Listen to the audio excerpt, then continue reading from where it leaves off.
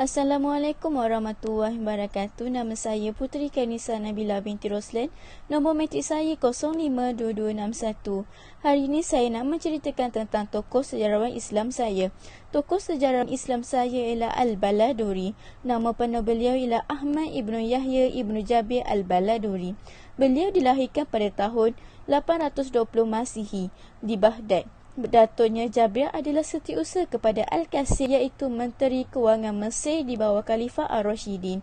Al-Baladuri menjalani sebahagian hidupnya di Baghdad dan belajar di sana serta di Syria. Pengajiannya membawanya ke Damascus, Emesa, Antioch dan Iraq. Al-Baladuri belajar dengan tokoh sejarah yang terkenal ketika itu seperti Al-Madani, Ibnu Sa'ad dan Mus'ab Al-Zubairi. Beliau membezakan dirinya dalam puisi, terutama dalam bentuk sindiran, tradisi dan salah-sila. Beliau merupakan pemerintah birokrat di ibu kota Baghdad. Al-Baladuri adalah sahabat baik kepada Al-Mutawakkil yang menjadi pemerintah pada tahun 847 hingga 861 Masihi, dan beliau mempertahankan pengaruhnya melalui pemerintahan Al-Mutas'in pada tahun 862 hingga 886 Masihi. Disebabkan itu, beliau adalah pengunjung yang disukai di istana di Baghdad ketika zaman Bani Abbasiyah.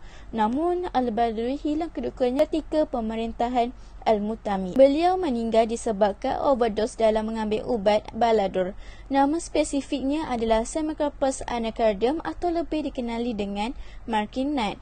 Penulis Arab dan Yahudi abad pertengahan gambarkannya sebagai ubat penambah ingatan kerana ubat ini dipercayai bermanfaat untuk minda dan ingatan seseorang. Disebabkan itu, ubat ini dipanggil Baladur dari nama Al-Baladuri. Namun ini bukan fakta yang disahkan. Al-Baladuri merupakan ahli sejarawan yang terkenal pada abad ke-9 di Timur Tengah kerana sejarahnya dalam pembentukan kerajaan Islam Arab yang ditulis olehnya. Terdapat beberapa karya Al-Baladuri yang menjumpan sehingga hari ini seperti Kitab Futuh Al-Budan dan Ansar Al-Ashraf. Kitab Futuh Al-Budan iaitu sejarah penaklukan Arab atau sekarang lebih dikenali dengan edisi bahasa Inggeris iaitu The Origins of the Islamic State, diterbitkan dalam dua bahagian oleh University Columbia. Jilid 1 diterjemahkan oleh Philip Currie Hitti pada tahun 1916 dan jilid 2 diterjemahkan oleh Francis Clark Gorton pada tahun 1924. Kitab ini disusun berdasarkan wilayah yang ditaluki dan berdasarkan dokumen petikan yang disertakan. Karya ini merupakan sumber maklumat penting mengenai pentadbiran tempatan dan ketua keluarga Muslim. Karya ini banyak membahaskan mengenai perang, pembukaan dan penaklukan wilayah Islam khususnya di Syam, Iraq, Mesir, Parsi, Afrika Utara, Transoxiana serta Andalus. Dalam kitab ini juga Al-Baladuri telah menterjemahkan beberapa teks Parsi ke dalam bahasa Arab. Penjelasan kitab dalam puisi sudah lama digunakan dan maju ketika itu. Puisi adalah cara ungkapan yang unik bagi orang Arab dan Al-Baladuri tidak terkecuali daripada membuat puisi.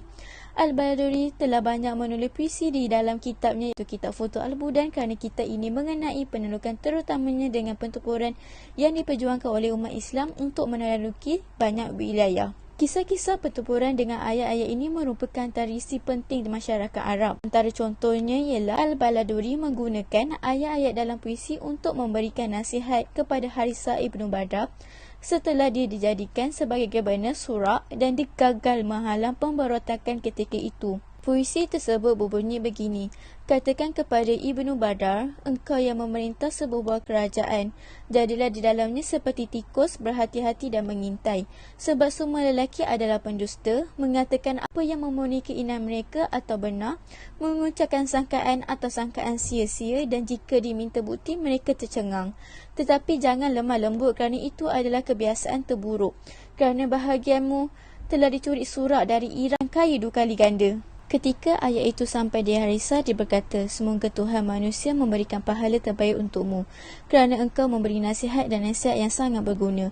Engkau harus tegas sekiranya dilarang engkau mendapati aku memberontak atas perintahmu. Balasan Harithah dimasukkan untuk menggambarkan watak dan kemampuannya untuk mengikuti perintah dan dia menerima nasihat tersebut dengan hati yang terbuka. Manakala Kitab Ansar Al-Ashraf iaitu keturunan yang mulia yang merangkumi maklumat biografi yang luas menekankan pentingnya tradisi keluarga dan keturunan sebagai sumber kesetiaan dan contoh bagi keturunan. Perbincangannya mengenai kenaikan dan kejatuhan dinasti berkuasa serta memberikan moral politik. Ulasannya mengenai metodologi selain penegasan dan ketepatan. Karya biografinya menceritakan silsilah yang dihaskan untuk Arab aristokrasi zaman Nabi Muhammad, zaman Bani Umayyah dan Bani Abbasiyah. Beliau adalah seorang sejarawan yang sangat terkenal ketika hidup, bahkan setelah wafat namanya masih disebut-sebut. Sehingga hari ini, sumbangan beliau dalam sejarah amat memberi impak yang besar kepada masyarakat. Sekian sahaja daripada saya, terima kasih.